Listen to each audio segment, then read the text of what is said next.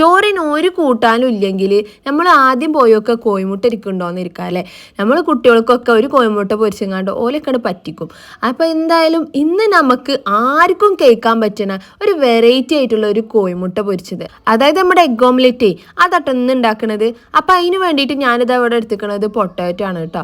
കോഴിമുട്ട പൊരിച്ചത് പറഞ്ഞിട്ട് ഇവളിപ്പോൾ എന്താ പൊട്ടാറ്റോ എടുത്ത് വന്നിക്കണമെന്ന് എനിക്ക് ആലോചിക്കണം. സംഭവമൊക്കെ ഉണ്ടെന്ന് വീഡിയോ മുഴുവൻ കണ്ടോക്കി. ഇതുപോലെ ചെറിയ കഷ്ണങ്ങളായി കട്ട് ചെയ്തിട്ടുള്ള ഉരുളൻകിഴങ്ങ് ഇതുപോലെ ആവശ്യത്തിന് ഉപ്പ്, കുറച്ച് മഞ്ഞൾപ്പൊടിയും 1/2 ടീസ്പൂൺ മുളക് പൊടിയും ചേർത്ത് നല്ല മിക്സ് ചെയ്ത് കൊടുക്കുക കേട്ടോ. അപ്പോൾ നമ്മൾ എടുത്തിട്ടുള്ള ഉരുളൻകിഴങ്ങ് ഈ ഒരു വലുപ്പത്തിൽ തന്നെ കട്ട് ചെയ്തെടുക്കാൻ വേണ്ടി ശ്രദ്ധിക്കുക. അരിയുമ്പോൾ കനല്ലാണ്ട് നോക്കി അരിഞ്ഞോളിട്ടാ. ഇനി നമുക്ക് ഇതൊന്ന് ഫ്രൈ ചെയ്തെടുക്കാൻ വേണ്ടിയിട്ട് ഞാനിവിടെ ഒരു ഫ്രൈ പാനിൽ ഒന്നിൽ നോൺ സ്റ്റിക്കിൻ്റെ പാൻ എടുക്കുക, അല്ലെങ്കിൽ ഇതുപോലത്തെ ഏതെങ്കിലും പാത്രം എടുത്താലും മതി. അപ്പോൾ മുട്ടയും കൂടെ പൊരിക്കാൻ പറ്റിയ പാത്രമാണ് എടുക്കുമ്പോൾ. അപ്പോൾ എന്തായാലും എണ്ണ ഒഴിച്ചിട്ട് നമ്മുടെ ഉരുളൻകിഴങ്ങ് ഇതുപോലെ അങ്ങ് നിരത്തി കൊടുക്കുക. എന്നിട്ടൊരു നോർമൽ തീയിലിട്ട് പതുക്കെ കുക്ക് ചെയ്തെടുക്കുക. കരിയാണ്ട് ഒരു സൈഡ് ആകുമ്പോൾ നമുക്ക് മറിച്ചിട്ടിട്ട് മറ്റേ സൈഡും കൂടി നല്ല വേവിച്ചെടുക്കുക. നല്ല വെന്തോട്ടെ, 2 സൈഡും ഒന്ന് മൊരിഞ്ഞ് വരണം, അതാണ് പാകം. അപ്പോൾ എന്തായാലും ഇത് മറിച്ചിട്ട് കൊടുത്തതിന് ശേഷം നമ്മുടെ ഇതിലേക്ക് ആവശ്യമായിട്ടുള്ള കോഴിമുട്ട ഒന്ന് കലക്കിയെടുക്കുക കേട്ടോ. നമ്മൾ നേരത്തെ പൊട്ടാറ്റോ മിക്സ് ചെയ്ത ആ പാത്രത്തിൽ തന്നെ ഞാൻ 2 കോഴിമുട്ട പൊട്ടിച്ച് വെച്ചിട്ടുണ്ട്. അതിലേക്ക് ആവശ്യത്തിനുള്ള ഉപ്പ് ചേർത്ത് കൊടുക്കുക.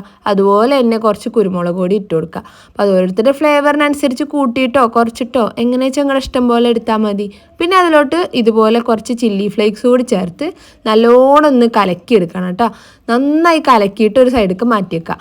ഒരു സൈഡിലേക്ക് മാറ്റിക്കാനുള്ള സമയമൊന്നും ഇല്ലാന്ന്, അത്രയും കുറച്ച് സമയത്തിനുള്ളിൽ ഉണ്ടാക്കണമല്ലേ. അപ്പത്തിന് നമ്മുടെ ഏകദേശം നമ്മുടെ ഉരുളൻകിഴങ്ങൊക്കെ നല്ലൊന്ന് ഫ്രൈ ആയിട്ട് വന്നിട്ടുണ്ടാവും. ഇതുപോലെ ആയിട്ടുണ്ടാവും. നമുക്ക് വീണ്ടും അതിനങ്ങോട്ട് പരത്താം. എല്ലായിടത്തേക്കും നിൽക്കുന്ന രീതിയിൽ അതേപോലെ അങ്ങോട്ട് പരത്തി കൊടുക്കുക. അപ്പം നമ്മുടെ ഉരുളൻകിഴങ്ങിൻ്റെ പണി കഴിഞ്ഞിരിക്കണ്. ഇനി നമുക്ക് എന്ത് ചെയ്യാം, ചെറിയ കഷ്ണങ്ങളാക്കി അരിഞ്ഞിട്ടുള്ള മല്ലിയിൽ ഇതുപോലെ ഒന്ന് അങ്ങോട്ട് സ്പ്രെഡ് ചെയ്ത് കൊടുക്കുക. ജസ്റ്റ് ഒന്ന് എല്ലായിടത്തേക്കും ആവുന്ന രീതിയിൽ അങ്ങോട്ട് ഇട്ട് കൊടുത്തിട്ട് നടുവിൽ കുറച്ച് എണ്ണ ഒഴിച്ചു കൊടുത്തിട്ട് കോഴിമുട്ട ഇതുപോലെ താഴ്ത്തി ഒഴിച്ചു കൊടുക്കുക കേട്ടോ. ഒഴിച്ചെടുക്കുമ്പോൾ നല്ല താഴ്ത്തി പതുക്കെ ഒഴിച്ചു കൊടുക്കണം, എല്ലായിടത്തും ആവുന്ന രീതിയിൽ. അല്ലെങ്കിൽ നമ്മുടെ ഉരുളൻകിഴങ്ങെല്ലാം കൂടി വേറെ എല്ലാം കൂടി വേറൊരു സ്ഥലത്തേക്ക് അങ്ങ് മാറും. അപ്പോൾ നമുക്ക് എല്ലായിടത്തേക്കും കിട്ടുന്ന രീതിയിൽ ഇങ്ങനെ ഒഴിച്ചു കൊടുത്തിട്ട് അടച്ച് വെച്ചിട്ട് ഒരു നോർമൽ തീയിൽ 2 മിനിറ്റ് വേവിച്ചിട്ട് നമുക്ക് എന്ത് ചെയ്യാം, അതിനെ മറിച്ചിട്ട് കൊടുക്കുക. കാണുമ്പോൾ തന്നെ എന്ത് ഭംഗിയല്ലേ. അത് മറിച്ചിട്ട് കൊടുത്ത് പിന്നെ അതിനെ കട്ട് ചെയ്ത് കണ്ട് നമുക്ക് എടുത്ത് കഴിക്കാം കേട്ടോ.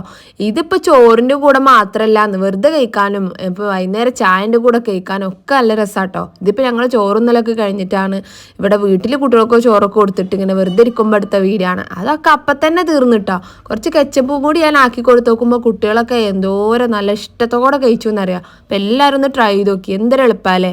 ഉണ്ടാക്കി നോക്കിയിട്ട് ഫീഡ്ബാക്ക് അറിയിക്കിട്ടോ. വീഡിയോ ഇഷ്ടമായിട്ടുണ്ടെങ്കിൽ ലൈക്ക് ചെയ്യാനും ഷെയർ ചെയ്യാനും കമൻറ്റ് ചെയ്യാനൊന്നും മറക്കില്ലേ.